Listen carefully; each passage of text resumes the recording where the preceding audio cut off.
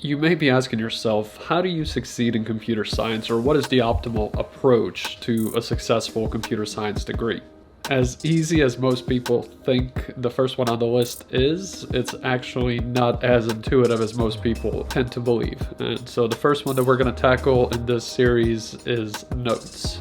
How do you take notes? You would think you would go to class, take out your notebook or your laptop and write down notes, right? It's actually a little bit more challenging than that.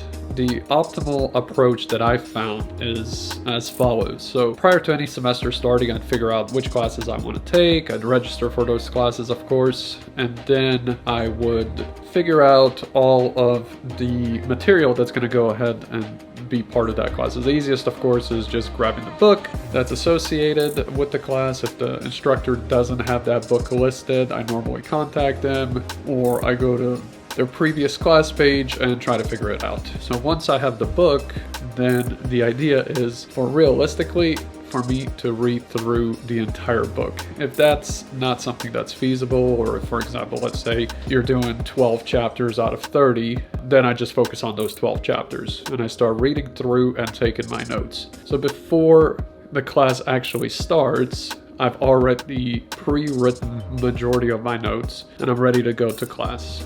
During the class, this is when I start upping it to the next level. So not only do I have my notes, but before I enter that specific class period, I'll go through and I'll review the notes that I've written. I'll go to class, take any additional notes, and then as soon as that class is done, review the notes, and then start focusing on the next chapter review. Next time around, I'll go to the second class. Prior to that, read the second chapter notes, take my notes, go back outside of the class, and instead of reviewing just chapter 2, I would review everything from day 1, right? So all of my notes from chapter 1, 2. So as you can see, it starts building up. So by the time you get to the third class and you get out, you're reviewing chapter 1, 2, and 3.